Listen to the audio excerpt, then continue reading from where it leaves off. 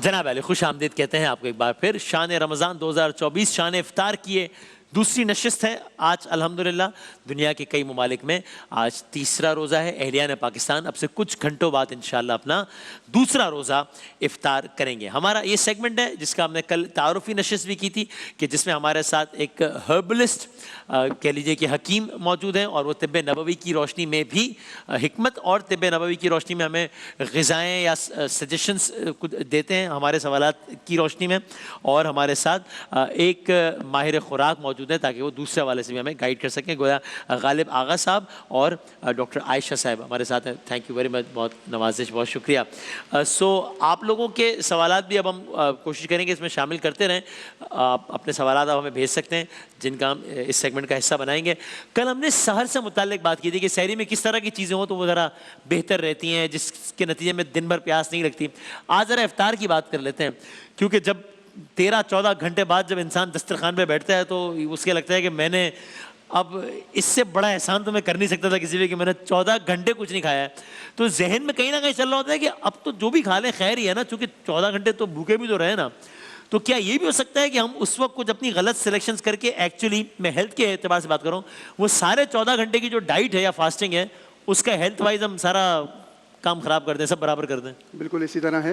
اگر حضور اکرم صلی اللہ علیہ وسلم کی ایک حدیث عرض کروں تو حضور اکرم صلی اللہ علیہ وسلم نے فرمایا کہ افطار کھجور سے کیا کرو کیونکہ اس میں برکت ہے, اور اگر کھجور میسر نہ ہو تو پانی سے کرو کیونکہ وہ پاک ہے. تو جو ہمارے ہاں ایک رواج ہے کھجور کے استعمال کا, یہ تو ایک ہماری طب نبوی کے حوالے سے ایک بینیفٹ ہو گیا جس میں یقیناً ہم انسانیت کے لیے شفا ہی شفا ہے.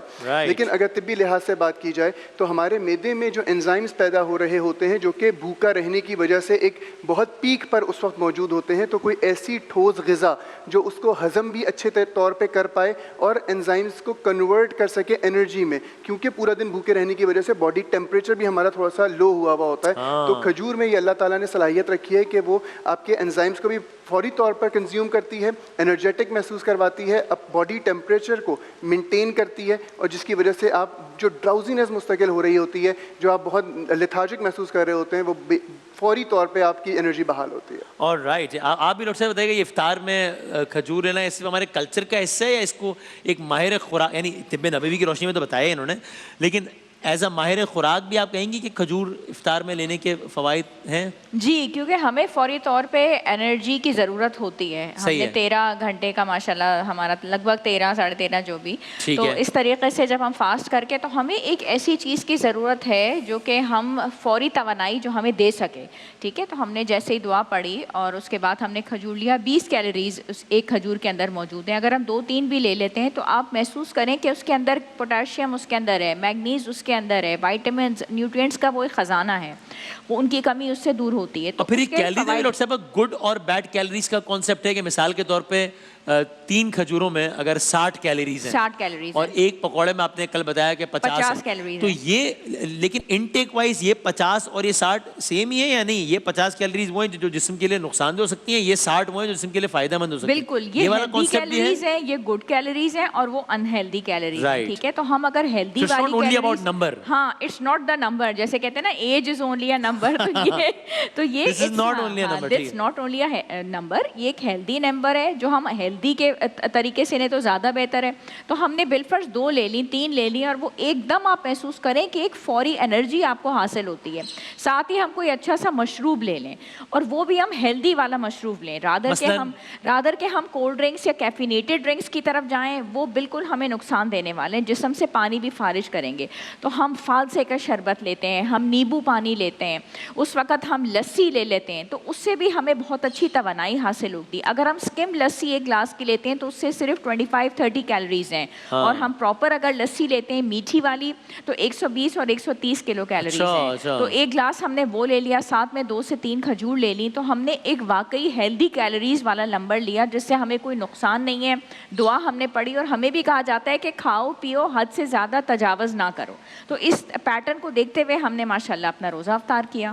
اور پھر ہم آگے بڑھیں گے. میں اگلے سوال سے پہلے ذرا جوسز سے متعلق بتائیے گا کہ کیا اس حوالے سے بھی 2 اوپینینز ہیں کیا؟ میں نے کہیں یہ بھی سنا کہ جی وہ جوسز یہ ٹھیک ہے لیکن آلٹرنیٹ نہیں ہو سکتا, یعنی ایک سیب اگر میں ویسے کھاؤں اور میں اس کا جوس پیوں تو نہیں, یہ زیادہ فائدہ مند تو وہ سیب کھانا ہی ہوگا چونکہ پتہ نہیں اس میں کچھ کمپرومائز ہو جاتا ہے, مجھے نہیں پتا, ایسا ہوتا ہے یا نہیں؟ ایک سیب کی جو کیلوریز ہیں وہ 60 کیلوریز ہیں, ٹھیک ہے. اگر آپ ایک سیب کا جوس نکالیں گے تو وہ اتنا گلاس فل ہوگا اور اس میں آپ کو فائبر نہیں ملے گا, نہ اس سے آپ کو پیٹ بھرے گا. اگر آپ کو ایک گلاس ایپل جوس آپ آرڈر بھی کرواتے ہیں تو کم از کم وہ 3 سے 4 سیب کا آپ کو ملے گا. 3 سے 4 سیب اگر آپ ویسے کھاتے ہیں آپ کا پیٹ بھی بھر جاتا ہے, آپ کو اس سے فائبر بھی ملتا ہے, ٹھیک ہے, آپ کی قبض بھی دور ہوتی ہے, تو فائدہ ہی فائدہ. 3 سے 4 سیب ویسے بھی کھائے نہیں جاتے, تو وہ جو آپ اس کا جوس پی رہے ہیں اس میں آپ کو 3 سے 4 سیب کا صرف جوس مل رہا ہے اور فرکٹوز شوگر علیحدہ آپ حاصل کر رہے ہیں. پھل یہ نہیں ہے کہ پھل بھی آپ کو حد سے زیادہ کھانے, ان کے اندر بھی چینی موجود ہوتی ہے.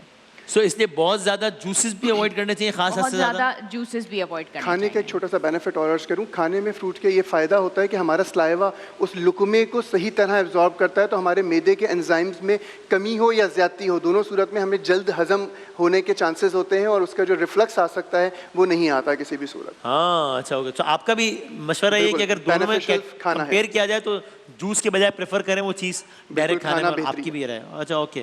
اچھا اب تلن اور فرائیڈ کی چیزیں پڑی ہوتی ہیں دسترخوان پہ, اور تو ایک دو چلیں گے, مطلب ایک کا سموسہ کھا لیا, ایک چلے گا, تھوڑی بھی گنجائش بن سکتی ہے یا کیا؟ دیکھیں پراپر پورا اتنا زیادہ بھوکا رہنے کے بعد اتنی تو گنجائش ضرور بنتی ہے, لیکن اس کا تھوڑا سا عمل ڈفرینٹ کر لیں. روزہ افطار میں 1 یا 2 کھجور یا 3 کھجور, 1 گلاس پانی پی لیجئے, اس کے بعد معدے کو انزائمز کو تھوڑا سا مینیج ہونے کا ٹائم دیجئے, آپ نماز پڑھ کر آ جائیے. اچھا بریک لے لیں تھوڑا سا, ایک نشست اور کر لیجئے جس میں آپ یہ تمام چیزیں, جس میں تلن ہو سکتی ہے, جس میں پکوڑے ہو سکتے ہیں یا کسی بھی قسم کے, جس طرح ہم لوگوں نے کل بھی عرض کی تھی کہ کوئی ایک چیز ایک دن میں رکھیں, جیسے کہ پکوڑے, جیسے کہ دہی بڑے, یا جیسے کہ فروٹ چاٹ روزانہ بنیاد پہ بھی ہو سکتی ہے. جیسے کہ مثال دیں, 1 گلاس کھجور 2-3 کھجور کھائیں, پانی پیا, تھوڑی سی فروٹ چاٹ کھائی اور نماز پڑھنے کے بعد تلن کھا لی, تو ایک اچھا عمل بن جائے گا. لیکن معدہ اپنا ہے, اس پر تھوڑا سا رحم کھا کر خوراک مہربانی فرمائیں. آپ بھی گنجائش دے دیں گے ذرا 1-2؟ نہیں بالکل گنجائش ہے, کیونکہ میں خود بھی کھاتی ہوں.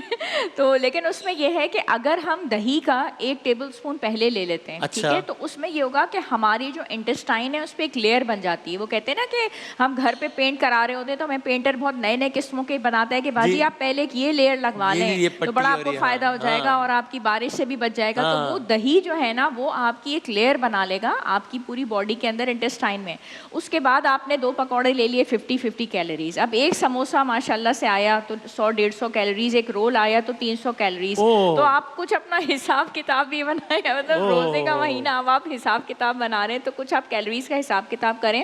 تو وہی جیسے سر نے فرمایا کہ بھئی آپ نے ایک چیز ایک دن کے لیے رکھ لی, ساتھ میں تھوڑی سی دہی پھلکی چنے, اور پھر آپ یہ ذہن میں رکھیں کہ آپ نے بعد میں آدھے گھنٹے کی واک بھی کرنی ہے, تراویح آپ نے جانی ہے, اور پھر آپ نے ڈنر کرنا ہے. اگر آپ اس حساب سے چلیں گے تو آپ کا سسٹم جو ہے وہ صحیح چلے گا. اور پھر واک کی افادیت کے بارے میں انشاءاللہ ہم بات کرتے ہیں. ہاں بالکل, واک کے بارے سے الگ سے بات بھی کریں گے.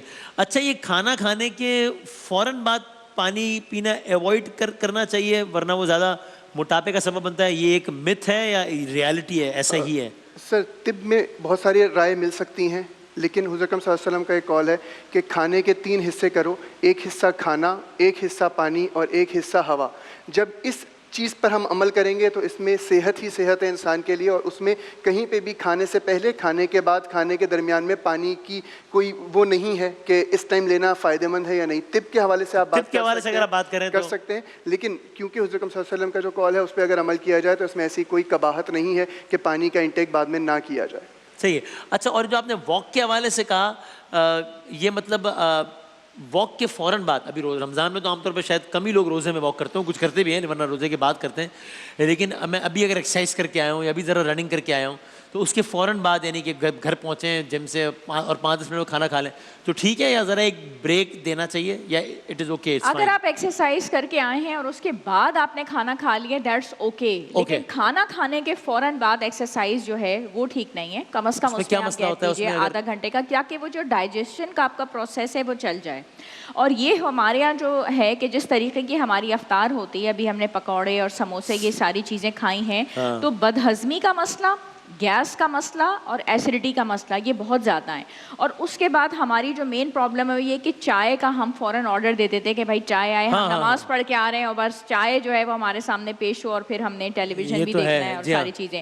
تو وہ ہماری ایسیڈیٹی کی پرابلم کو اور خراب کرتی ہے. اگر ہم قہوہ بنا کے لے لیں اور اس قہوے میں بھی ہم نے 2 گلاس پانی ہم نے بوائل کرنے کے لیے رکھا, اس میں ہم نے چٹکی بھر جو ہے وہ سونف, اجوین, دار چینی, زیرہ اور ایک چھوٹی الائچی, اس کا قہوہ ہم بنا کے لے لیتے ہیں افطار کے بعد, تو الحمدللہ اس کے اتنے اچھے ریزلٹس ہیں کہ جو گیس کی پرابلم ہوتی ہے, بدہضمی کی پرابلم ہوتی ہے اور آپ کو کھانا ڈائجسٹ نہیں ہو رہا, یہ آپ اگر وہ لوگ جو واک نہیں کر سکے, ورنہ واک کا تو کوئی بھی نعم البدل نہیں ہے, وہ بھی آپ کو 20 سے 25 منٹ کرنی ہے, آپ اس سے فریش بہت ہوتے ہیں, تھکاوٹ آپ کی دور ہوتی ہے, آپ انرجیٹک فیل کرتے ہیں, اور یہ جو بیزاری اور وہ والی چیزیں آپ دوبارہ سے سمجھیں کہ اگلے روزے کے لیے آپ اپنے آپ کو دوبارہ تیار کریں. 1 ٹی اسپون میں کتنی کیلوریز ہوتی ہیں اندازاً؟